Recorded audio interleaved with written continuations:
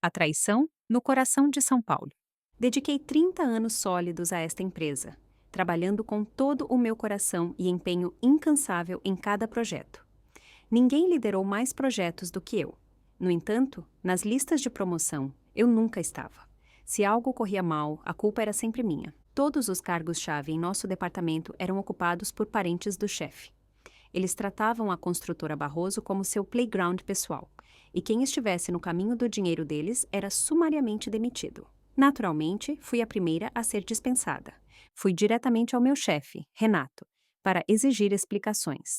Ele teve a audácia de me olhar nos olhos e dizer: Ana, você está envelhecendo, não tem mais a mesma resistência. Em seguida, ele se atreveu a sugerir que eu me aposentasse antecipadamente, como se a ideia tivesse partido de mim. Quando meu filho, Tiago, soube disso, ele quase pulou da cadeira de tanta empolgação. Mãe, venha trabalhar comigo, ele disse, sorrindo como se tivesse ganhado na Mega Sena. E foi o que eu fiz. Deixei aquela empresa e me juntei à equipe de Tiago. Foi só então que meu ex-chefe percebeu que a pessoa que ele tinha descartado era, na verdade, a espinha dorsal que mantinha a empresa de pé. Usei a rede de contatos que construí ao longo dos anos para garantir um grande projeto para Moraes e CIA, a empresa de Tiago. Estávamos no meio do trabalho, avançando a todo vapor. Renato, meu antigo chefe, ouviu falar e não conseguiu conter um sorriso de desprezo. Para ele, eu era apenas uma fracassada agarrada a sucessos antigos. Ele atribuiu nosso negócio à pura sorte, nada mais.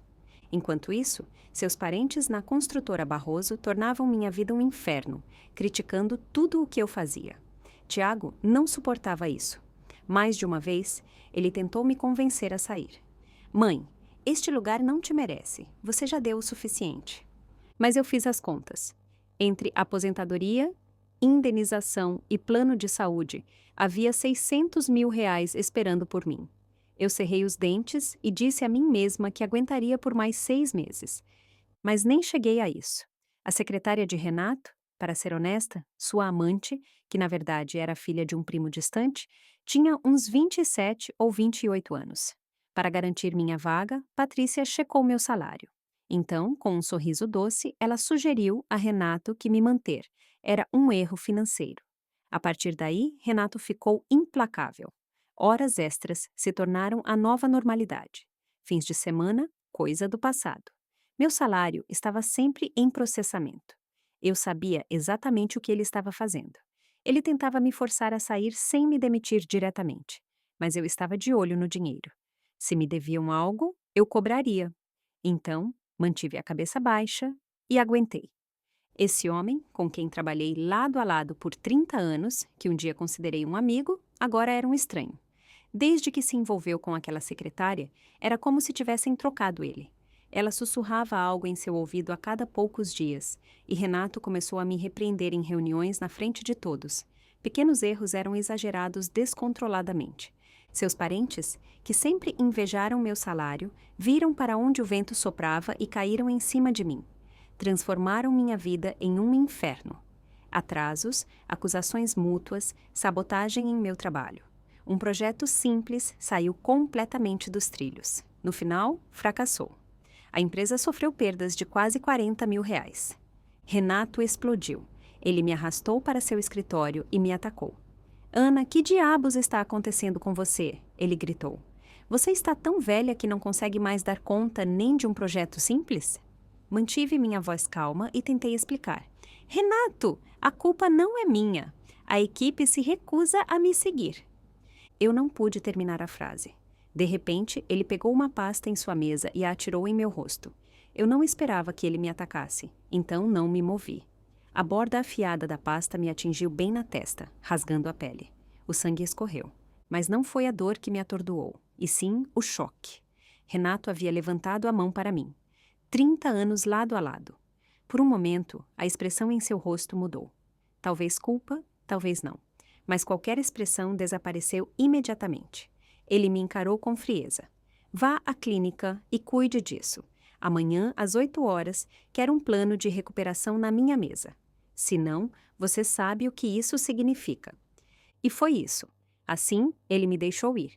Lutei contra a tontura. Fui ao pronto-socorro mais próximo, limpei e enfaixei o ferimento. Então, cambaleei para casa. De pé, mas incerta. Farei 59 anos este ano, faltam apenas 7 para a aposentadoria. 30 anos se passaram desde que comecei na empresa de Renato, aos 29. Esta empresa era mais do que meu trabalho. Era a maior parte da minha vida. Naquela época, Renato cuidava das vendas, eu cuidava das operações. Começamos em um escritório pequeno e apertado e construímos um departamento inteiro, linha por linha, lado a lado. Mas tudo mudou há 2 anos, exatamente depois que ele se envolveu com aquela secretária. Lembro-me dela, Patrícia, a sobrinha de um primo distante de Renato, sempre vestida como se estivesse concorrendo a um prêmio. Os olhos dela nos examinavam de cima a baixo, como se estivéssemos em exibição. Havia cerca de 30 anos de diferença de idade entre ela e Renato, mas essa diferença não o manteve afastado. Ela o enlouqueceu. Aquela garota não era apenas um rostinho bonito, ela tinha um plano.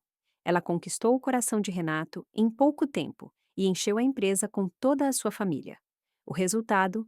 Caos puro. A empresa era um desastre. A liderança desmoronou. A eficiência despencou. A velha equipe, as pessoas que construíram aquele lugar comigo, pediram demissão uma após a outra. Elas não aguentavam mais a disfunção. Mas a situação é brutal. Quando você passa de uma certa idade, pedir demissão, basicamente, significa que você nunca mais encontrará um emprego. Ver meus antigos colegas partirem partiu meu coração. Eu queria detê-los, mas não podia fazer nada. Felizmente, meu filho Tiago havia fundado sua própria empresa de engenharia nos últimos anos, por meio de determinação e não de conexões. Enviei minha antiga equipe para ele, ajudei-os a se reerguerem, e agora que todos haviam partido, eu era a última a permanecer naquele navio afundando. Comecei a me perguntar se não era hora de eu ir também. Naquela noite, fiquei na varanda, com a mão na maçaneta da porta, mas não consegui abri-la. Em vez disso, liguei para Renato. Ele atendeu rapidamente. No fundo, tocava música eletrônica alta, misturada com gritos masculinos e risadas estridentes. Sem dúvida, ele estava em uma balada ou bar. Tentei manter a voz calma. Renato, você pode ir para um lugar mais silencioso? Precisamos conversar. Houve uma pausa, então ele baixou a voz. Estou no banheiro. O que foi? Quer dinheiro para sua conta médica? Ótimo, vou descontar do seu salário. Eu ri amargamente e respirei fundo. Renato, trabalhamos juntos por 3 décadas. Você quer me dizer que tudo isso não significou nada? Você se esqueceu de quem hipotecou a casa quando a empresa estava em crise financeira? Quem te apoiou quando até mesmo sua própria família te disse para desistir? Sua voz ficou gélida. Ana, eu me lembro e te paguei cada centavo de volta. Não te devo um tostão. Se você está tentando me fazer sentir culpado com histórias antigas, esqueça. Isso é um negócio. Não nos baseamos em sentimentos, mas em resultados. Você arruinou um projeto simples. Você já deveria ter saído há muito tempo. Meu peito se apertou. Lutei para me controlar. Você não tem vergonha? Os parentes da sua secretária não movem um dedo e ainda recebem. Eu carreguei todos os projetos por 2 anos. Trabalhei até o feriado. Ele nem sequer piscou. Sua voz ficou ainda mais fria. Não importa. Este projeto fracassado nos custou mais de 40 mil reais. Isso sairá do seu salário. Se não for suficiente, você pagará o restante do seu próprio bolso. Esse é o seu problema. Então, ouvia, uma voz adocicada e sedutora ao fundo. Amor, por que você ainda está ao telefone com essa velha? Volte, estou esperando. Clique. A linha ficou muda. Eu estava lá, na varanda, olhando para a escuridão. Eu realmente não esperava que Renato pudesse ser tão cruel. Quando entrei pela porta, Tiago olhou para o curativo na minha testa e seu rosto se fechou imediatamente. A raiva brilhou em seus olhos. Mãe, o que aconteceu? Suspirei e contei brevemente o que havia ocorrido. Mal acabei de falar, ele arregaçou as mangas e disparou em direção à porta. Corri atrás dele para detê-lo. Aonde você vai? Vou bater naquele canalha! Ele gritou furioso. Ele te atacou. Eu o agarrei, não soltei. Acalme-se, sou muito velha para esse drama. Então eu disse, tomei uma decisão, vou pedir demissão amanhã. Ele piscou, atordoado por um momento. Então, o alívio inundou seu rosto e um sorriso surgiu nos cantos da boca. Finalmente, mãe, você recuperou o bom senso. Dei-lhe um sorriso fraco. A verdade era que não era uma questão de bom senso. Eu simplesmente não tinha escolha. Naquela noite, sentei-me e preparei uma análise detalhada do projeto fracassado. Cada responsabilidade, cada decisão estava claramente documentada. Enviei o relatório completo por e-mail diretamente para Renato. Se eu ia sair, traçaria uma linha clara enquanto ainda podia. De agora em diante, todos teriam que lidar com o próprio caos. E quanto àquela suposta perda de 6 dígitos? Sinto muito, Renato. Vá para a sua equipe brilhante de estrelinhas. Eu não pararia por aí. Entrei com um pedido de conciliação trabalhista. Afinal, Renato me devia salários pendentes dos últimos 2 anos. Uma quantia que chegava a 6 dígitos. Eu não deixaria isso passar de jeito nenhum. Quando contei a Tiago, ele imediatamente se ofereceu para me conectar a um advogado trabalhista de primeira classe. Ele até me convidou para entrar oficialmente na empresa dele. Mãe, se você quiser, monta um escritório para você amanhã. Eu balancei a cabeça e sorri. Eu adoraria isso. A empresa de Tiago era um mundo completamente diferente. Muitos dos antigos colegas que Renato havia dispensado já trabalhavam lá. Rever rostos familiares foi inesperadamente emocionante. Naquela noite, Tiago me convidou para jantar. Entre mordidas e goles de vinho, ele riu e disse: Renato mereceu. Todas as pessoas importantes que ele demitiu estão comigo agora. E mãe, você provavelmente não percebeu, mas no mês passado fechei um grande contrato na cidade. Ele parecia tão orgulhoso, exatamente como quando voltava para casa com um prêmio escolar quando criança radiante e esperando por minha aprovação. Quanto a Renato e eu, havíamos ultrapassado o ponto de não retorno há muito tempo. Ele tentou me culpar pela perda do projeto e exigiu que eu pagasse os danos, enquanto nos bastidores já planejava usar o mesmo dinheiro para mimar sua amada secretária. O que ele não esperava era que eu estivesse preparada. Muito antes de eu me demitir, eu já havia elaborado um relatório detalhado de responsabilidade sobre todo o projeto. Cada custo extra, cada atraso, cada falha de execução estava claramente documentada e atribuída às pessoas correspondentes. Enviei este relatório não apenas a Renato, mas a todos os acionistas do conselho. Ele deixava claro que a perda foi causada por sua equipe não qualificada, contratada por nepotismo, e não por mim. Este documento causou um alvoroço em toda a empresa. Juntamente com o pedido de conciliação do meu advogado, acabou deixando Renato sem palavras. Ele não teve escolha a não ser me pagar cada centavo do salário devido, mas eu ainda não tinha terminado. Também entrei com um pedido de indenização médica. A quantia não era alta, mas eu não me importava. Eu só queria vê-lo se contorcer. Dizia-se que ele bateu na mesa e esmagou o telefone quando recebeu a notificação. Ele até começou a fazer ameaças, gabando-se de que roubaria um de nossos próximos contratos e esmagaria a empresa de Tiago. No momento em que ouvi isso, meu rosto gelou. Eu trabalhei por 30 anos na empresa dele. Eu sabia exatamente que tipo de homem se escondia por trás daquela fachada polida. Virar-se contra mim era uma coisa, mas atacar meu filho, isso cruzava a linha. Imediatamente me reuni com Tiago e sugeri o projeto da linha circular do metrô. Eu lhe disse que queria controle total sobre o processo de licitação. Eu enfrentaria Renato pessoalmente. Eu queria olhá-lo nos olhos e ver exatamente como ele planejava nos derrotar. O projeto da linha circular do metrô era uma iniciativa de transporte urbano significativa, liderada pela prefeitura, com um orçamento planejado para a fase final de 55 milhões de reais, equivalente a 10 milhões de euros. Ao entrar no salão de leilões, a primeira coisa que vi foi Renato e sua secretária, Patrícia, sentados do outro lado do salão. A tensão no ar era palpável. Encontrar um oponente cara a cara é sempre assim. Renato me viu e forçou um sorriso amigável. Ele levantou a voz apenas o suficiente para ser ouvido. Olha só, a velha guarda da nossa empresa. Ana, quanto tempo faz? Agora você quer fazer carreira como consultora? Patrícia deu uma risadinha breve e se juntou, com um sorriso zombeteiro. Senhor Barroso, por que desperdiçar suas palavras? Hoje em dia, ninguém deve respeito a uma demitida.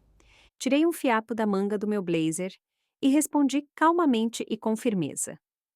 Renato, tenho que te dar o crédito. Você está vivendo sua melhor fase. Aos 60 e poucos, você ainda acompanha uma secretária na casa dos 20. Ouvi dizer que sua esposa ainda não percebeu. Isso deve ser um verdadeiro malabarismo. Seu sorriso congelou. Você está me ameaçando? Ele murmurou baixinho, com os olhos incandescentes de raiva. Eu ri secamente. Por favor, não se iluda. Se eu tivesse tempo, não o desperdiçaria com você. Patrícia se inclinou, colocou um sorriso doce e sussurrou em seu ouvido.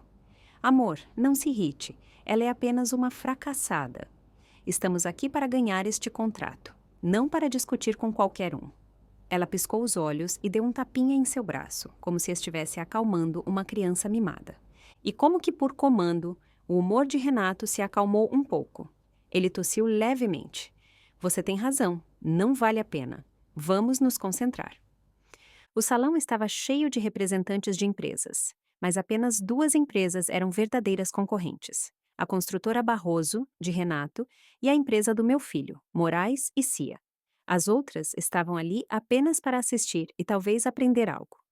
Assim que o leilão começou, o Escritório Municipal de Projetos lançou uma surpresa. Para aumentar a eficiência, anunciou que dividiria o contrato em 2 partes. Fase A para a conduta A para a construção inicial e fase B para a conclusão. Cada fase seria concedida a uma empresa diferente. A fase A foi para nós. A fase B foi para Renato.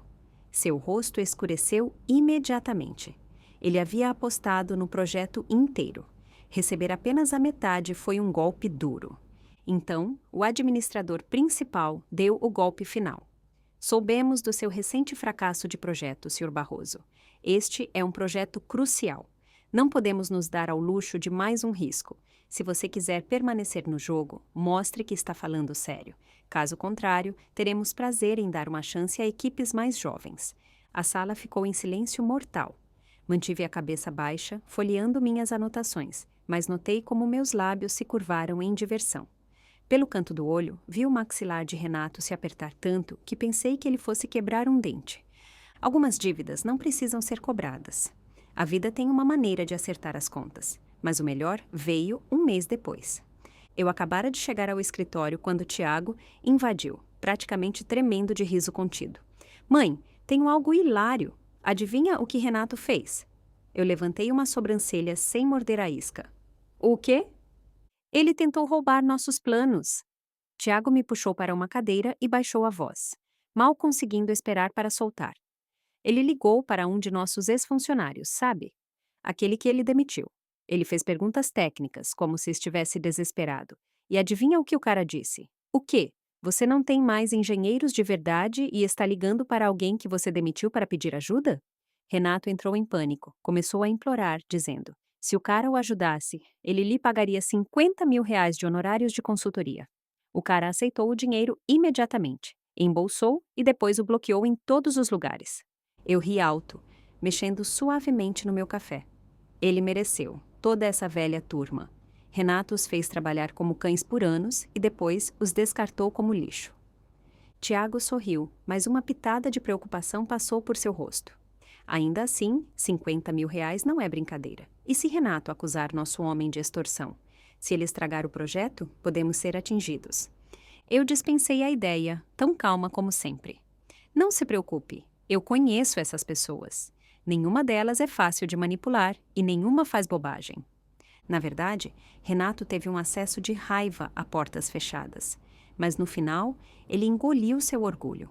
Acontece que ele ainda devia a esse ex-funcionário parte de sua indenização. Se isso tivesse ido a tribunal, ele não só teria que pagar custos legais, mas poderia dever ainda mais. Aí me ocorreu um pensamento. Talvez, apenas talvez, esta fosse minha janela. Então, convidei alguns antigos colegas para um café e montei uma lista completa de todos os funcionários que Renato havia enganado em salários, benefícios, tudo. Assumi os custos iniciais do advogado e todos os outros contribuíram para cobrir o resto. Juntos, entramos com o processo. Assim que mencionei, as pessoas se juntaram com as mãos levantadas. Todos sabiam que tipo de homem Renato era. Anos atrás, alguns ainda se continham por lealdade ou medo. Agora, ele era um pária, um escândalo ambulante que as pessoas queriam desmantelar. Enquanto nossa empresa trabalhava em alta velocidade no novo projeto, o mundo de Renato desmoronava rapidamente. Ele evitou audiências judiciais, lutando para encontrar ajuda externa para preencher os buracos gigantescos que sua equipe havia deixado. Os parentes que ele havia contratado por laços familiares eram bons em tomar latte e posar para selfies no andar do escritório, mas pedir-lhes para escrever uma proposta ou realizar uma auditoria técnica era como pedir a uma criança para dançar no poste. Mas mesmo tudo isso não era suficiente para mim. Então, eu entendi. Tive que pensar na esposa de Renato, Márcia.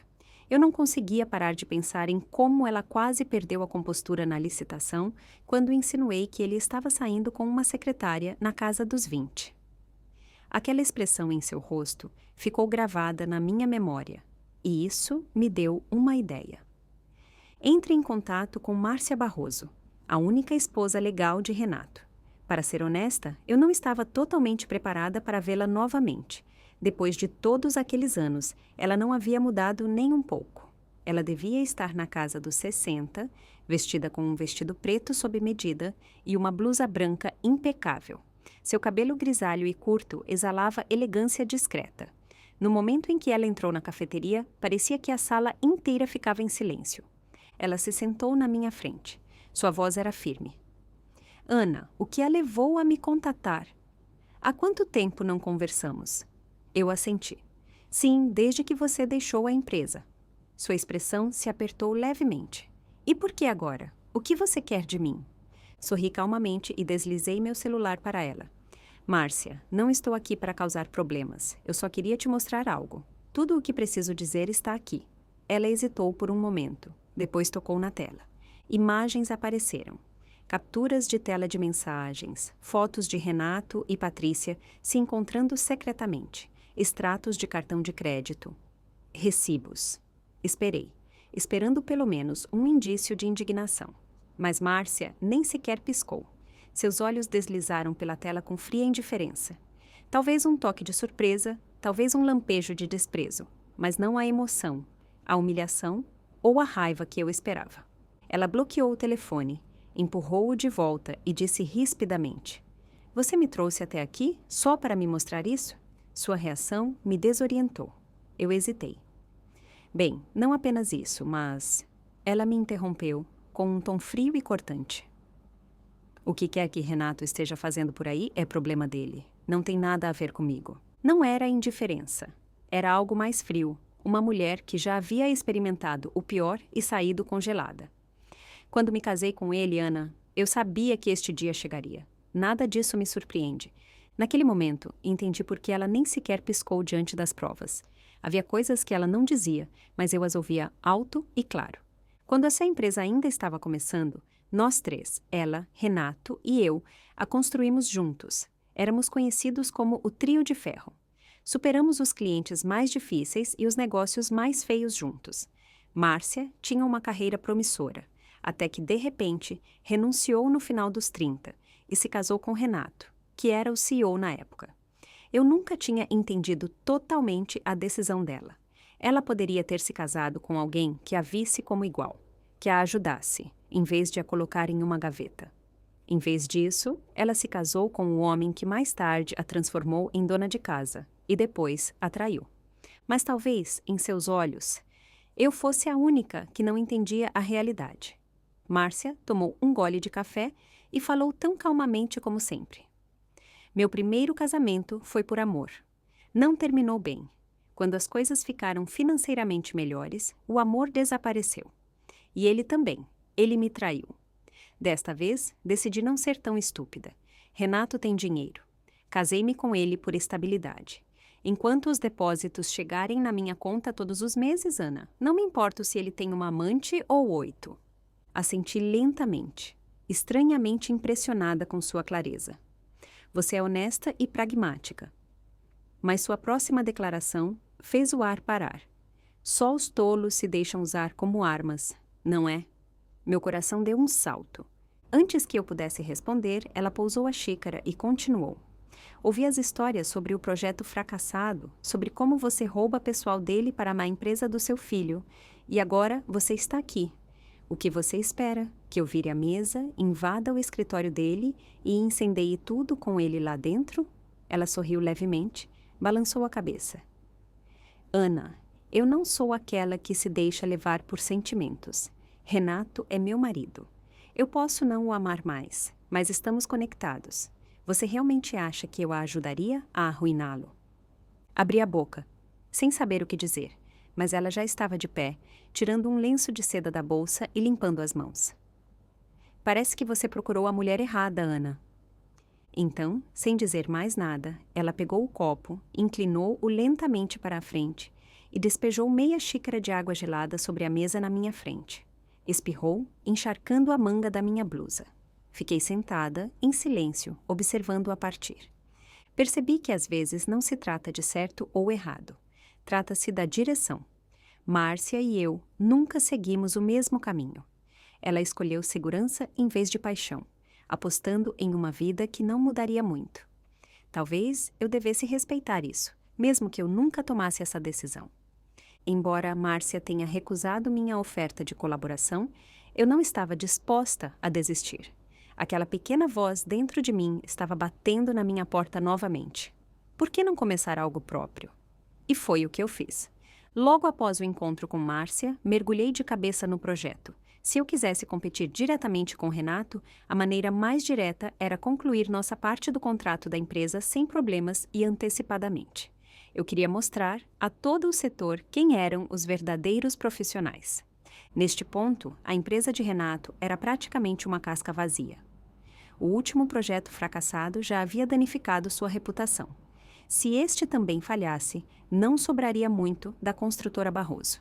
Tiago e eu, juntamente com nossa equipe de veteranos, trabalhamos incansavelmente.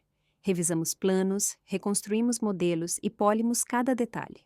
Quando apresentamos a versão final à comissão de avaliação da prefeitura, eles mal exigiram mudanças. Apenas um selo de aprovação e luz verde para iniciar a construção. Nossa empresa garantiu a fase a seção inicial do projeto da linha circular do metrô. Cumprimos todos os objetivos a tempo, superamos as expectativas e recebemos excelentes avaliações da cidade. Então veio a fase B, a metade de Renato. 3 meses depois, a cidade já havia enviado vários avisos, mas a equipe de Renato ainda não havia entregue nada substancial.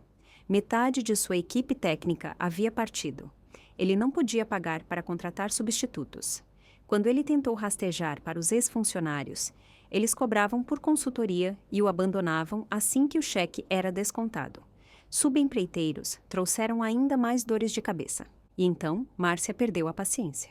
Correu o boato de que ela invadiu seu escritório sem aviso, jogou um punhado de recibos em seu rosto e disse com uma voz gélida: "Eu quero de volta cada real que você gastou com essa garota ou conto para toda a sua família o que você andou aprontando."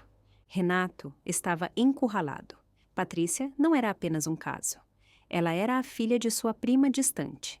Não o suficiente para ser família direta, mas perto o suficiente para que um escândalo não apenas arruinasse o nome de Renato, mas também arrastasse toda a linha familiar para a lama. E essa prima, conhecida por seu veneno, faria Renato pagar. Se não em dinheiro, em sangue. Agora ele tinha que conciliar um projeto fracassado, um relacionamento em desintegração, batalhas legais, danos à imagem e um colapso financeiro em menos de 90 dias. Ele estava desmoronando. Mas, acima de tudo, a maior ameaça ainda era o projeto. Se ele não pudesse entregar a fase B, não se trataria apenas de uma multa contratual. A reputação de sua empresa entraria em colapso. E nesta cidade, a reputação é tudo. Ninguém contrata um navio afundando. E quando um gigante cai, o vácuo que ele deixa se transforma em um frenesi alimentar. No mundo dos negócios, não há vencedores permanentes, nem aliados eternos. Eu observei tudo se desenrolar e não senti necessidade de enfiar a faca ainda mais fundo. Em vez disso, lembrei-me das palavras de Márcia. Às vezes, quando uma pessoa pega fogo, a floresta inteira queima. Se Renato caísse, certamente sairíamos vitoriosos. Mas, a longo prazo, eliminar um rival conhecido e enfraquecido poderia abrir a porta para alguém mais jovem, mais ambicioso e muito mais implacável. Então, levei a ideia para Tiago. Sua reação foi imediata. Você está dizendo que devemos ajudar Renato? Mãe, você se esqueceu do que ele te fez? As horas extras não pagas, os salários em falta, como ele te transformou em bode expiatório. Ele te bateu. Você quer ajudar esse homem? Essa é a nossa chance. Se ele falhar neste projeto, podemos assumir e controlar toda a linha circular do metrô. Seu tom ficou mais alto, mais rápido, como se ele já visse a bandeira da vitória desfraldada. Deixei-o terminar de falar, então disse calmamente: Você ainda é muito jovem. Este setor é grande demais para uma única pessoa engolir. Você chegou até aqui graças ao apoio da equipe, de seus tios, de sua mentora. E não se esqueça, a maioria deles eram pessoas de Renato. Não seremos os líderes para sempre. Mais cedo ou mais tarde, alguém nos substituirá. Onda após onda. Continuei. Se você esmagar Renato agora, o próximo Renato aparecerá. Talvez mais jovem, mais rápido, mais forte. Você pode apostar no tipo de oponente que será. Tiago ficou em silêncio, franzindo a testa. Continuei. É melhor manter vivo um rival fraco e conhecido que continue na corrida e lute para se manter à tona enquanto nos fortalecemos silenciosamente. Demoramos, expandimos lentamente e estrategicamente, até que um dia assumamos todo o mercado sem que ninguém perceba. Explodir tudo agora só causaria caos, e no caos, qualquer um pode subir. Finalmente, ele olhou para cima, seu olhar mais firme. Então você está dizendo que usamos Renato como isca para nos proteger enquanto crescemos em segundo plano? Eu sorri. Exatamente, você entendeu. Isso se chama usar o inimigo, continuei. Ganhar uma única batalha é fácil, mas permanecer no topo, isso requer estratégia. Tiago se levantou, foi até a janela e olhou para fora por alguns segundos. Quando ele se virou, sua voz havia perdido a intensidade, mas havia se tornado mais nítida. Ok, eu entendo, não o ajudamos por bondade. Nós o ajudamos porque sabemos como o jogo é jogado. Exatamente, eu disse com um aceno de aprovação. Continuaremos a ganhar nossos bônus, a ganhar a confiança de todos e, o mais importante, a construir uma reputação como uma empresa com a qual as pessoas querem trabalhar. Unidos, profissionais, confiáveis. Diga-me, quem não gostaria de trabalhar com uma equipe assim? Naquela noite, Tiago convocou uma reunião de emergência com alguns de nossos engenheiros seniores. Passamos 2 horas à mesa, analisando a viabilidade, definindo riscos e distribuindo responsabilidades. Cada detalhe foi examinado, cada possibilidade debatida. No final, a decisão foi unânime. Interviríamos e ajudaríamos Renato a concluir a fase B. Na manhã seguinte, liguei para ele pessoalmente. Quando ele atendeu, soltou um longo e derrotado suspiro. Ana, você está aqui para esfregar na minha cara? Sério, você está disposta a nos ajudar? Ele perguntou. Sim, estamos, eu disse calmamente. Mas não confunda isso com caridade. Claro, diga-me suas condições, ele disse. Eu podia ouvi-lo respirar freneticamente pelo telefone, e os cantos da minha boca se levantaram. Não se tratava apenas de salvá-lo, tratava-se de assumir o comando. Assim que as novas condições foram estabelecidas, engatamos a marcha e fomos para a reta final. Teoricamente, estávamos apenas ajudando na fase B, mas na realidade, assumimos silenciosamente a liderança. Quando a cidade finalmente descobriu que nossa empresa havia se unido à de Renato para concluir todo o projeto da linha circular do metrô, a reação deles foi de surpresa e aprovação. Eles esperavam um massacre cooperativo, um resultado de tudo ou nada. Em vez disso, obtiveram uma colaboração tranquila e uma entrega impecável. E para eles, respeitabilidade era tudo. Márcia deixou uma pasta na mesa de Renato. O livro Razão estava detalhado e brutal. Cada real que ele havia gasto com Patrícia, cada gasto frívolo, rastreado e impresso. Ela o colocou diante de 2 opções. Ou transferia metade das ações da empresa para ela, ou pagava de volta cada centavo que havia gasto com sua amante e limpava a empresa de parentes e amigos. Renato tremia de raiva, mas não tinha influência. Ele sabia que se Márcia tornasse isso público, a imagem já danificada da empresa entraria em colapso total. No final, ele cedeu, transferindo silenciosamente 50% da empresa para ela. Ele até redigiu um novo testamento. O negócio iria para o filho deles. Quando retiramos o pedido de conciliação, Renato conseguiu apenas tapar os buracos que haviam se aberto. Talvez pela primeira vez em meses, ele pudesse respirar novamente. Ele até nos convidou para um jantar formal, para comemorar e mostrar sua gratidão. Mas eu não fui. Eu não tinha esquecido o que ele havia feito. As longas noites que ele me forçou a ter, os salários não pagos, a humilhação pública, o dia em que ele jogou uma pasta no meu rosto. Eu o ajudei porque ajudava a mim e ao meu filho, não porque o perdoei. Se não tivesse sido a decisão mais inteligente, eu teria gostado de ver a empresa dele desmoronar exatamente ali.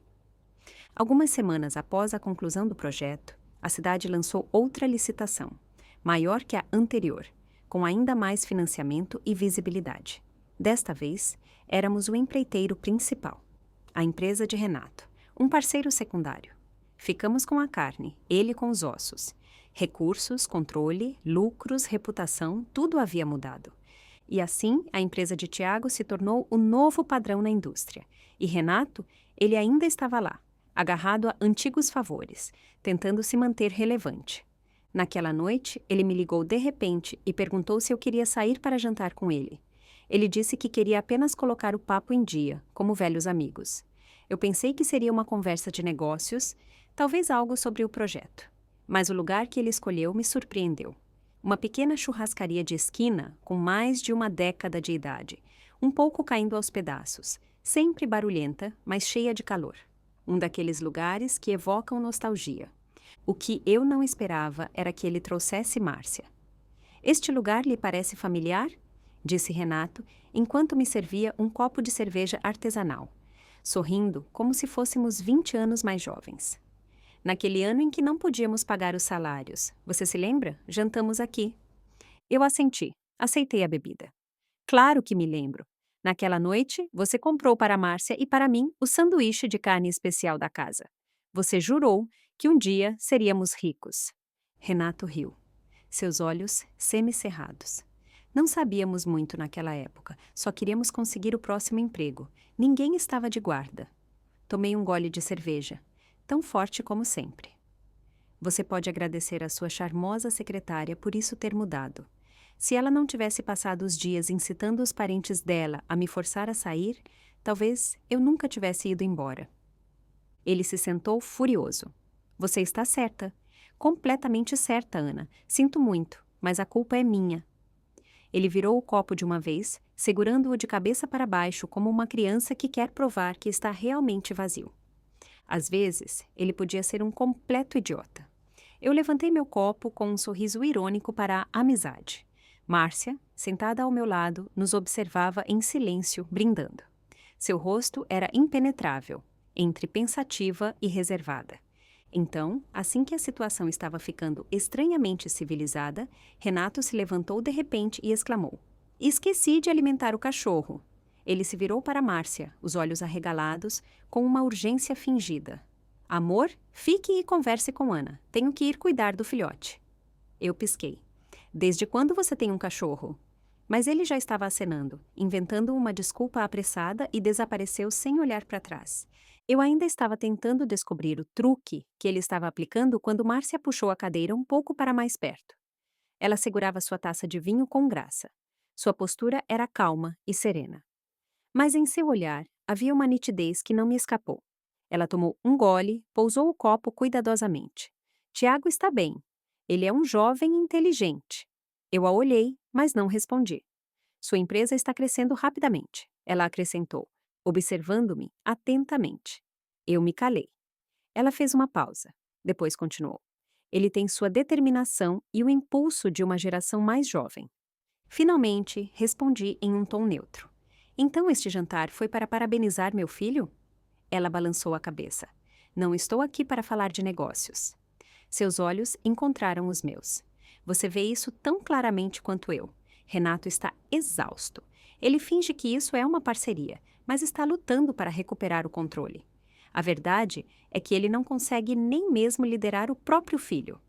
Então ela disse sem rodeios: não vou permitir que ele arruine a empresa e não vou permitir que meu filho se arruine por causa disso. Levantei uma sobrancelha. Então você quer que eu seja indulgente com ele? Não, ela disse com a voz calma. Quero que você considere um departamento conjunto, liderado por nossos 2 filhos. Tiago na liderança, meu filho trabalhando ao lado dele. Eu garanto que Renato fique de fora. Não respondi imediatamente. Peguei meu copo de água e bebi lentamente. Ela me deu alguns segundos. Depois, continuou. Eu sei que isso pode parecer um fardo para você, mas a longo prazo também é um desafio para Tiago. Ele precisa aprender a gerenciar um parceiro que não escolheu, a equilibrar recursos, a lidar com conflitos reais. Pousei o copo, minha voz era baixa, mas direta. Isso soa mais como se você estivesse procurando um refúgio para seu próprio filho. Ela não se intimidou. Em parte sim, mas não estou pedindo que você entregue sua empresa a ele. Estou apenas tentando evitar que ele seja completamente excluído do mercado. Eu a olhei. E sua empresa? Não estamos vendendo, ela respondeu rapidamente, mas estamos nos reestruturando. O desenvolvimento dependerá do que vocês construírem juntos. Assenti levemente. Você jogou bem. Você sacrificou o orgulho de Renato para salvar o futuro do seu filho. Ela permaneceu calma. Eu só estou fazendo o que uma mãe deve fazer. Houve uma pausa antes que eu respondesse. Minha voz ficou mais suave, mas permaneceu firme. Vou considerar. Mas entenda uma coisa. Tiago é alguém que criei do zero. Não permitirei que ninguém trate a confiança dele como um experimento. Márcia assentiu. É entendido. Tudo será transparente, aberto, justo. Ele saberá o plano desde o início e cooperaremos totalmente. Nesse ínterim, as luzes lá fora haviam desbotado para um amarelo suave. Os ruídos da rua zumbiam fracamente pelas janelas abertas do restaurante. Eu não disse sim, mas também não disse não. Naquela noite, enquanto eu caminhava para casa, meus pensamentos giravam incessantemente em torno das palavras de Márcia. Eu me perguntava se era estratégia ou sobrevivência. Na manhã seguinte, eu tinha acabado de me servir uma xícara de café fresco quando Tiago entrou no escritório. Ele percebeu meu olhar distante e apertou os olhos. Ok, no que você está pensando agora? Eu sorri calmamente. Márcia falou comigo ontem à noite. Ele ficou imediatamente alarmado. O que ela quer desta vez? Eu não dei rodeios. Uma pequena equipe, você lidera. O filho dela trabalha sob sua supervisão. Ela diz que fica de fora, apenas supervisionando tudo. Tiago imediatamente franziu a testa. Ela está brincando? O que ela pode fazer? Já estou no limite gerenciando minha própria equipe. Você espera que eu também cuide dos sentimentos do filho dela? Eu ri baixinho e não respondi imediatamente. Ele insistiu. Mãe, você não concordou, né? Eu olhei nos olhos dele. Não, eu não concordei, mas quero que você a ouça. Ele parecia genuinamente confuso. Ouvir o quê, exatamente? Nossa empresa está apenas encontrando seu lugar. Por que devemos dar chances a alguém que não as mereceu? O filho dela não tem histórico, nem contatos. O que ele traz? Concorrência, eu disse suavemente. Você já pensou que não se trata do projeto? Trata-se de dar ao filho dela um futuro que não desmorone. Esse é o problema dela, ele disse rispidamente. Eu assenti. É verdade, mas você também precisa pensar maior. Por quanto tempo você planeja vencer eliminando os outros? Tiago ainda estava confuso. Onde você quer chegar? Então eu expliquei. Ela veio até nós porque sabe que Renato está acabado e porque sabe que você tem potencial. Mas não fique muito à vontade. Há outros por aí, mais jovens que você, mais famintos que você, dispostos a trabalhar 2 vezes mais. No momento, estamos vencendo porque somos sólidos, não porque somos insubstituíveis. Tomei um gole de café. Agora, mais calma. Se você colocar o filho dela na equipe, mas continuar a liderar o programa, você terá prática real em gerenciar uma equipe, construir uma estrutura e responsabilizar as pessoas. Nem toda aliança é um fardo. Algumas são testes, outras são a maneira de aprender a liderança. Ele pousou a xícara e finalmente perguntou: Então, você quer que eu o use como um teste para ver se consigo liderar um grupo em vez de um projeto sozinho? Eu assenti. É aí que a verdadeira liderança começa. Não se trata de fazer o trabalho, trata-se de moldar as pessoas que podem fazê-lo. Ele ficou em silêncio novamente, depois suspirou. Ok, vamos tentar. Mas eu juro, se ele relaxar, não vou mimá-lo. Eu sorri. Essa é exatamente a atitude de que você precisa. Naquela noite, Tiago convocou uma reunião rápida com os líderes técnicos. Ele expôs o plano para a equipe conjunta de forma clara, direta e sem rodeios. Sua regra era simples. Nós lideramos, eles apoiam. Qualquer um que esteja disposto a trabalhar terá uma chance real de ficar. No momento em que o vi falar com autoridade calma, definindo o tom não apenas para um trabalho, mas para uma cultura, eu soube que ele estava começando a se tornar mais. Ele não estava apenas liderando um projeto, ele estava aprendendo a construir um legado. Nos primeiros dias, após o início da equipe de projeto conjunta, o escritório zumbia de atividade. Tiago havia planejado tudo com antecedência. Quem fazia o quê? Quando as coisas precisavam ser feitas. Quem era responsável pelo canteiro de obras? Quem cuidava da comunicação? Tudo foi planejado com cronometragem precisa. A empresa de Renato enviou sua equipe a tempo. 3 pessoas, todas aparentemente profissionais e educadas. Mas o que, sem dúvida, se destacou foi o filho dele, Cadu, Kevin. Naquela manhã, ele chegou em um terno chamativo, puxando uma mala de rodinhas enorme atrás de si. Antes mesmo de cumprimentar alguém, ele parou no corredor, tirou uma selfie e a postou nas redes sociais com a legenda: Novos começos. Alguns de nossos funcionários mais velhos, que assistiam de suas mesas, reviraram os olhos com tanta força que dava para ouvir. Na primeira reunião de equipe, Tiago foi preciso. Ele não desperdiçou palavras. Seu ritmo era rápido, suas instruções claras. Quando se tratou de Cadu, ele olhou diretamente em seus olhos. Você vai começar a se coordenar com a equipe de materiais e o pessoal do canteiro de obras. Aprenda o processo. Quero um inventário completo até o final do mês. Cadu não escondeu sua raiva. Pensei que estava aqui para mais do que trabalho sujo. Tiago nem sequer olhou para cima. Folheou seus documentos e continuou a reunião. Mais tarde, Cadu estava na copa, mexendo o café e resmungando alto o suficiente. Então agora sou o office boy? Um de seus colegas deu-lhe um empurrão suave. Baixo, aqui as coisas são rápidas. Se você fizer besteira, nem mesmo sua mãe pode te proteger. Cadu não respondeu. Mas naquela tarde, quando entregou sua primeira lista de materiais, ela não tinha nem meia página. Tiago a examinou, devolveu-a sem levantar a voz.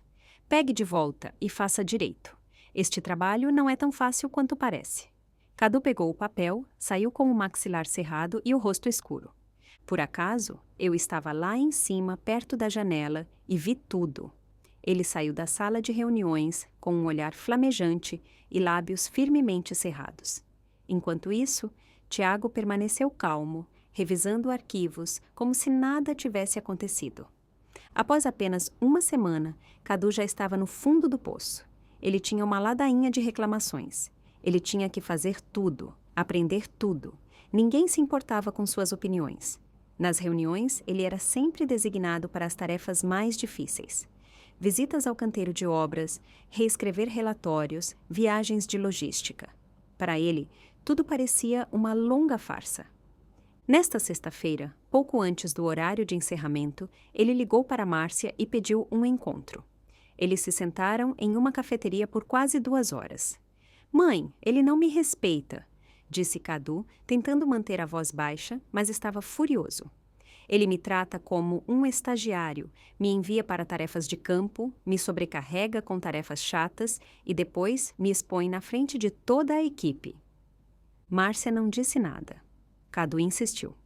Você não disse que esta seria uma oportunidade de crescimento, que eu poderia mostrar o que posso fazer? Ele só está esperando que eu fale para me expulsar. Ele se inclinou para a frente e levantou a voz. Mãe, você não vai fazer nada? Diga alguma coisa. Márcia soltou um longo suspiro. Cadu, você é meu filho. Eu sempre estarei ao seu lado.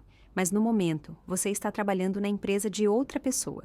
Se você não seguir as regras deles, você não sobreviverá. Cadu congelou. Obviamente, ele não esperava que ela dissesse isso. Seu rosto escureceu. O que você está dizendo?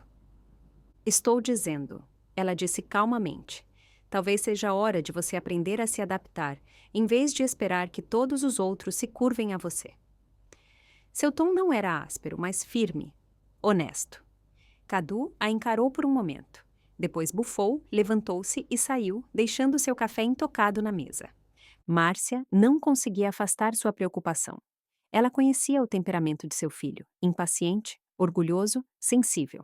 Se ele desafiasse Tiago abertamente, isso poderia significar o fim da colaboração deles antes mesmo de começar.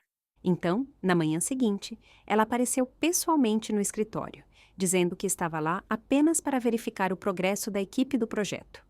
Ela ficou em silêncio na porta do escritório do projeto conjunto. Lá dentro, Tiago liderava a equipe calmamente e concentrado. Cadu estava em um canto, com os braços cruzados, silencioso e rígido. Márcia avançou, obviamente pronta para dizer algo, quando eu a interceptei. Venha comigo, eu disse. Se você quiser dizer algo, digamos em particular. Assim que estávamos no meu escritório, e ela mal se sentara, fui direto ao ponto. Você está aqui para defender seu filho? Ela congelou por uma fração de segundo, surpresa. Não se trata de defendê-lo, ela disse cautelosamente. Eu só estou preocupada que ele não acompanhe, e se ele atrasar o cronograma... Eu não a deixei terminar. Se ele não conseguir acompanhar, a última coisa que você deve fazer é intervir. Sua boca se abriu, depois se fechou novamente. Ela não tinha resposta. Eu continuei calmamente, mas com firmeza. Meu filho está liderando este projeto. Se você o contornar para vir até mim, duas coisas acontecem. Primeiro, você mina a autoridade dele. Segundo, você prejudica a credibilidade do seu próprio filho. Se você quer que Cadu tenha um futuro real, deixe-o esbarrar em algumas paredes. Deixe-o cair. Se ele não, ele um dia terá um título para o qual não está pronto, e toda a estrutura desmoronará sob ele. Márcia baixou o olhar. Não disse nada. Alguns segundos se passaram antes que ela finalmente sussurrasse. Ele está de mau humor ultimamente. Estou preocupada com ele. Eu suavizei meu tom. Eu entendo. Você é a mãe dele. É natural que ele seja importante para você, mas isso não é um favor. É um negócio. Você pode amá-lo, mas não pode protegê-lo do crescimento. Ela olhou para cima e, pela primeira vez, viu um vislumbre de aprovação em seus olhos. Eu não vou intervir novamente, ela disse suavemente. O projeto deve continuar como planejado. Se ele conseguir, ele mereceu. Se não, é uma lição de que ele precisava. Eu assenti. Isso era tudo que eu precisava ouvir. Por enquanto, o assunto estava encerrado, mas no fundo, eu sabia que não tinha acabado. Cadu não era o tipo de pessoa que fica em segundo plano. Se ele se sentisse restrito, ele criaria seu próprio holofote. E essas pessoas são as mais perigosas quando querem provar algo, porque muitas vezes tomam as piores decisões. Na fase final do projeto, surgiram problemas. Como eu temia, era Cadu. Em uma tentativa de provar seu valor, ele se desviou do roteiro e alterou o contrato com o fornecedor sem autorização em uma fase crítica. O resultado? Atrasos, erros de material e um caos que quase paralisou toda a construção. Tiago percebeu e não perdeu um segundo. Ele reuniu sua equipe e trabalhou 3 noites seguidas, sem descanso, para reverter o dano. Ele não dormiu, não reclamou, mas simplesmente continuou, liderando cada centímetro do canteiro de obras ele mesmo, até que tudo voltasse ao normal. Quando a última pedra foi colocada e a inspeção foi limpa, eu estava na beira do canteiro de obras olhando para ele, encharcado de suor, a camisa colada nas costas, os olhos afiados de exaustão. Eu não conseguia descrever o sentimento. Orgulho, talvez. Alívio, algo mais profundo.